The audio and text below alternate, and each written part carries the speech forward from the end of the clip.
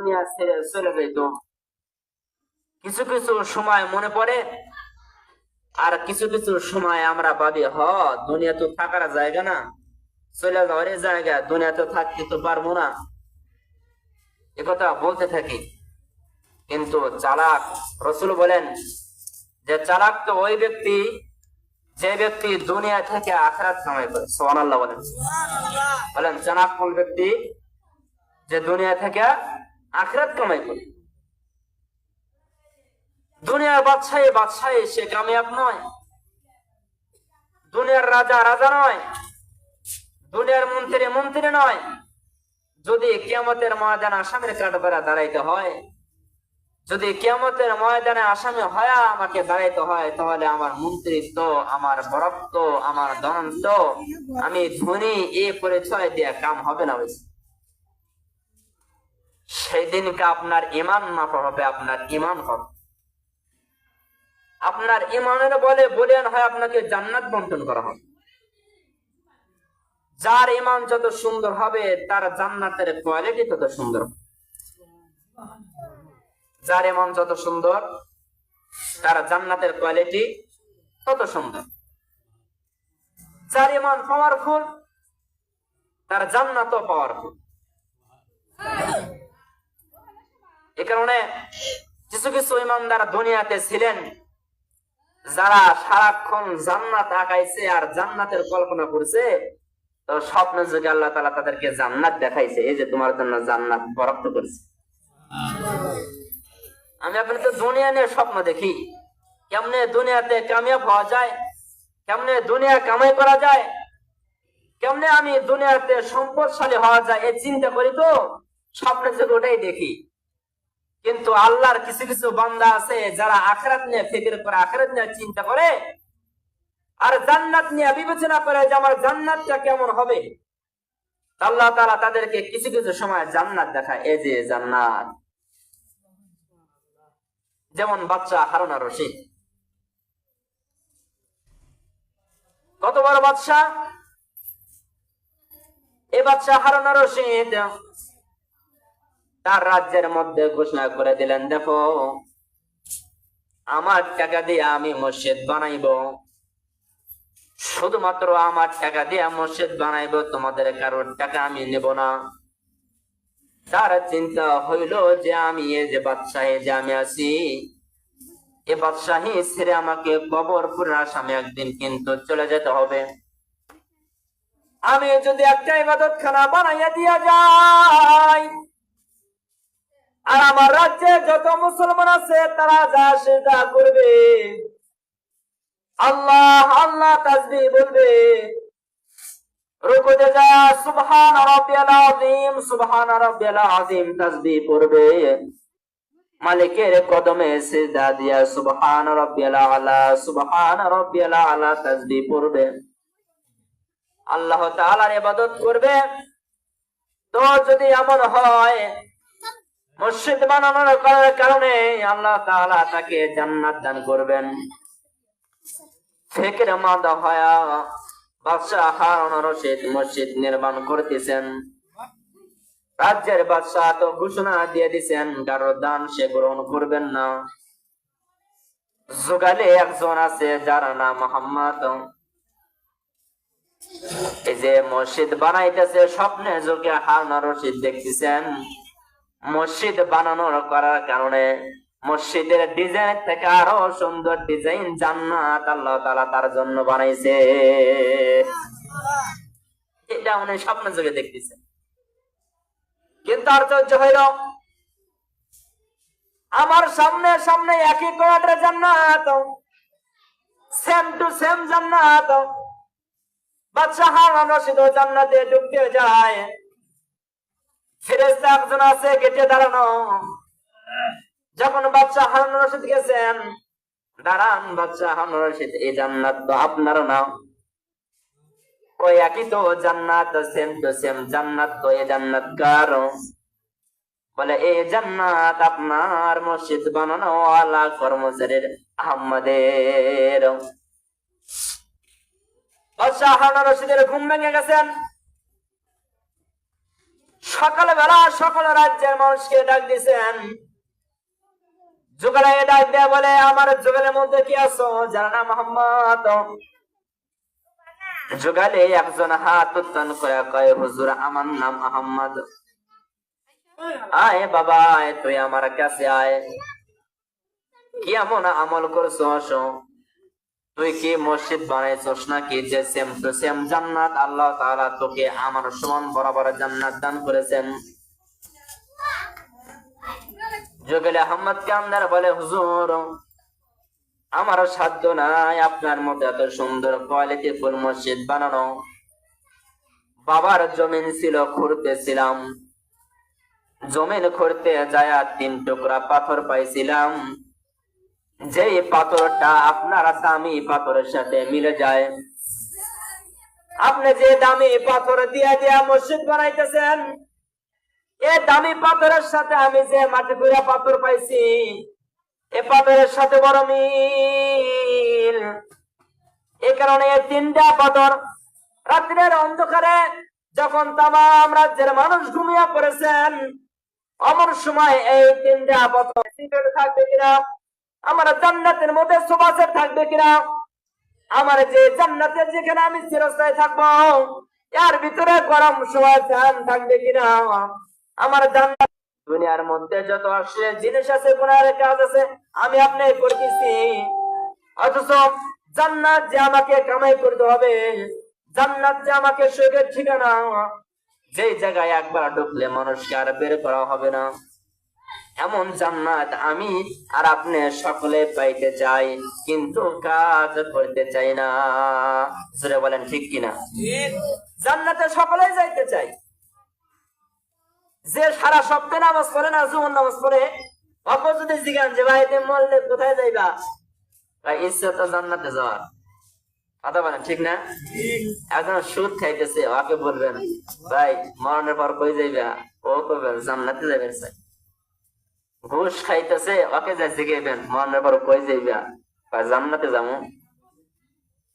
হারাম বক্ষণ করতেছে, হারাম, ওকে যা জিজ্ঞাসবেন ভাই মরণের পর কই যাইতেছ, ও বলবে জান্নাতে যাইতেছে। অথচ জিন্দেগিটা ভরপুর গুনাহ দিয়ে কাটাইতেছে, অথচ আশা হলো জান্নাতের। কত বড় বোকা হইলে এরকম আশা করা যায়? অথচ সাহাবায়ে কিরাম, তাবেঈন, তাবেঈন তারা কেমন ছিল? দুনিয়াতে জান্নাতের সার্টিফিকেট পাইছে তো কবরের ভয় তাও কান্না করতেছে, তাও কান্না করতেছে। ওয়াশাররিহি মিনাল্লাহি তাআলা ওয়াল বা'থি বাদাল মাউত। ঈমান শিখাইছে বাবা, ঈমান শিখাইছে, আমি শিখছি। ছোট্টবেলায় যখন মসজিদে যাইতাম, মক্তবে যাওয়ার পরে ওস্তাদ আমাকে শিখাইছে বাবা ঈমান কিন্তু এই জিনিসের নাম। আমানতু বিল্লাহি, না দেখে ঈমান আনলাম। কার উপর বলেন তো দেখি? আল্লাহ। সবাই বলেন কার উপর? আল্লাহ। ঈমান আনছি কিনা? আমার ঈমান আল্লাহর উপর। আল্লাহকে কোনোদিন দেখছি কিনা? বলে না দেখে নাই। নাস্তিক বলে যাকে দেখা যায় না তাকে মানবো কেন? কি বলে? যাকে দেখা যায় না তাকে মানবো কেন? কোনদিন কি বাতাস আপনি দেখতে পারছেন নাকি? দেখছেন? নাকি অনুভব করা যায়? অনুভব করা যায় যে বাতাস উঠছে। কাউকে জিজ্ঞাসা নেই দেখো তো বাইরে বাতাস আছে কিনা, পায়ে একটা বাতাসও নাই। তুমি দেশে বেলা গেলে গাছের দিকে তাকাও না, একটা গাছের পাতাও তো লড়ে না, তার মানে বাতাস নাই। আবার যখন বুখার দেখে ঝড় উঠছে, বলেন যা ভাই যা দোকানে যা কিছু নিয়ে আয়, এই ঝড়ের মধ্যে কিছু। হ্যাঁ, যেরকম বাতাস উঠছে এই ডাল ভেঙে গাড় পার করে মরে দামু, কিন্তু কোনোদিন কি বাতাস দেখা যায়? অনুভব করা যায়, অনুভবের জিনিস, এটা ঈমান। আল্লাহ তাআলাকে চর্মচক্ষুতে দেখা যায় না, কিন্তু বিশ্বাস করতে হয় মালিক একজন আছে। যেটা বলেন ঠিক কিনা? ঈমান, এটা ঈমান। যার ভিতরে ঈমান আছে যে মালিক একজন আছে, ও রাতের অন্ধকারে গুনাহ করে না। যার ভিতরে ঈমান আছে যে মালিক একজন আছে, তো রাতের অন্ধকারে হকের গরিবের মাল ভক্ষণ করে না, জানে যে মালিক একজন আছে যিনি দেখতেছেন। দুনিয়ার সকলের চোখ ফাঁকি দেওয়া যায়, একজনের চোখ ফাঁকি দেওয়া যায় না। সে কে? চিল্লা বলেন, সবাই বলেন কে? আল্লাহ। দুনিয়ার সমস্ত মানুষের চোখ ফাঁকি দিবেন, কিন্তু উপরওয়ালার চোখ কিটা ফাঁকি দিবেন? ওই এক পীর ছিলেন আল্লাহওয়ালা, পীরের তো সময় হয়ে গেছেন, শেষ ঠিকানা কবরে যাওয়ার। আল্লাহওয়ালা মানুষ। এবার ইনি তো ফেকের করেছে যে আমি তো যাবো কবরে যাবো, কিন্তু আমার খিলাফত তো কাউকে দেওয়া দরকার, কাউকে দেওয়া দরকার না, তো কাকে দি মুড়ি? কিন্তু এই পীরের মুড়িদের ভিতরে একজন আছিল বোকা টাইপের, মানে সাদা সিধে একটু বোকা টাইপের। এই পীর আবার একে বেশি মহব্বত করে। কিছু কিছু চালাক মুরিদের মধ্যে এই কবলা করে বোকা সুদারে আল্লাহ এরকম মানে মহব্বত করে। বোকা বোকা টাইপের মানুষকে এত মহব্বত করে, বোকা মানুষকে পীর সাহেব এত মহব্বত করে কেন? তো পীর সাহেব চাকু দিচ্ছেন, চাকু আর একটা করে মোরগ বা মুরগি হাতে দিচ্ছে, যাও এই মোরগ আর মুরগি এমন জায়গায় যা জবাই করবা দুনিয়ার কেউ যেন না দেখে। পীরের আদেশ হলো যে আমি যে তোমাকে মোরগ বা মুরগি হাতে দিতেছি, দুনিয়ার কোন মানুষও যেন এই জিনিসটা না দেখে। তো সবাইকে যখন দিচ্ছেন, পীর সাহেবের আদেশ মানা লাগবে না, তো সবাই যার যার মতো নিয়ে গেছেন। নিয়ে যা সবাই সকালবেলা জবা করে নিয়ে এসে পীর সাহেবের সামনে দিচ্ছেন। কিন্তু সবাই এসে কিন্তু বোকা মুরিদটা আর আসে। দীর্ঘক্ষণ পর্যন্ত বসে থেকে দেখে বোকা মুরিদটা মুরগি, তাজা মুরগি নিয়ে পীর সাহেবের হাতে এসে উপস্থিত হয়। রাগ হইব না? আমি আদেশ করলাম, আদেশ মানলি না। এবার রাগটা নিয়ন্ত্রণ করে এবার যারা জবা করছে তাদেরকে বলতেছে, তোমরা কেমন কেমন করে জবাই করছো? একজন জবাব দেয়, হুজুর রাত্রের অন্ধকারে ঘরের মধ্যে কেউ ছিল না, আমার বিবি ছিল না, আমার সন্তান ছিল না, ঘরের লাইট পর্যন্ত বন্ধ করে দিয়া আমি জবাই করেছি, দুনিয়ার কেউ দেখে নাই। একজন বলে, হুজুর আমি জঙ্গলে চলে গেছি, জঙ্গলে যাওয়ার পরে রাত্রের অন্ধকারে জবাই করেছি, কেউ দেখে নাই। একজন বলে, আমি পানির তলে যা জবাই করেছি, কেউ দেখে নাই। একজন বলে, আমি কুয়ার ভিতরে নাই না জবা করেছি, কেউ দেখে নাই। শেষ প্রান্তারে বোকারে জিজ্ঞেসে, কারে বোকা, সবাই আমার কথা মাইনা মুরগি জবাই করলো, যেখানে আমার বিবি ছিল না, যেখানে আমার সন্তান ছিল না, এমন সময় মুরগির গলায় আমি ছুরি দেব, কিন্তু আপনি তো বলছেন যে দুনিয়ার কেউ যেন না দেখে। কিন্তু যখন আমি মোরগের গলায় ছুরি দিতে গেছি, আমি লক্ষ্য করে দেখি আমার মালিক আমার দিকে তাকায় আছে। ঘর দেখে আবার ইয়া জঙ্গলের মধ্যে গেছি, জঙ্গলে জঙ্গলে কিন্তু আসমান বানানেওয়ালা, জমিন বানানেওয়ালা, আমাকে আপনাকে বানানেওয়ালা, ইনি তো আমার দিকে 24 ঘন্টা তাকায় আছে। কেমন করে জবাব করবো বলেন না? এ কারণে আমি জবাব করতে পারি নাই। পীর সাহেব এবার সকলকে উদ্দেশ্য করে বলে, দেখো তোমরা যাকে বোকা বলতেছিল তার ইমানের কোয়ালিটি দেখো, তার ইমান কত শক্ত তুমি খেয়াল করে দেখো কি তোমরা, তার ইমান কত পাওয়ারফুল, তার ইমান কত সুন্দর। রাত্রের অন্ধকারও গুনাহ করতে পারে না, রাত্রের অন্ধকারও কারোর আদেশ পালন করা যায় না। যদি আদেশ করে মানুষকে গুম করতে হয়, যদি আদেশ করে মানুষকে পিটাইতে হয়, যদি আদেশ করে কাউকে হত্যা করতে হয়, কিন্তু পারে না। কারণ আমানতু বিল্লাহি, দুনিয়ার কেউ দেখে না, একজন আমার দিকে তাকায় আছে। সিল্লা বলেন তো তিনি কে? এটা হলো আমার আপনার ঈমান, যে দুনিয়ার কেউ দেখে না। কে দেখে বলেন? সবাই বলেন কে দেখে? এই ঈমানটা যদি আমার মধ্যে থাকে তো রাতের অন্ধকারে গুনাহ করতে পারবো না। গুনাহের কাজে যখন আমি আপনি যাব, যদি এটা স্মরণ হয়ে যায়, হায় হায় রাতের অন্ধকারে কেউ দেখে না, কিন্তু একজন তো আমার দিকে তাকায় আছে, তার চোখ কেমন করে ফাঁকি দেব? আল্লাহ তাআলা যে ফেরেশতা বানাইছে এর উপরে ঈমান আনতে হয়। হাজার হাজার ফেরেশতা আল্লাহ বানাইছেন।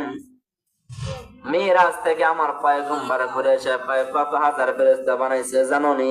10,000, 20,000, 1,00,000, 70,00,000 বলে না। বাইতুল মামুর নামে একটা মসজিদ আছে, যে জায়গায় ফেরেশতারা ইবাদত করে। কি নাম? বাইতুল মামুর।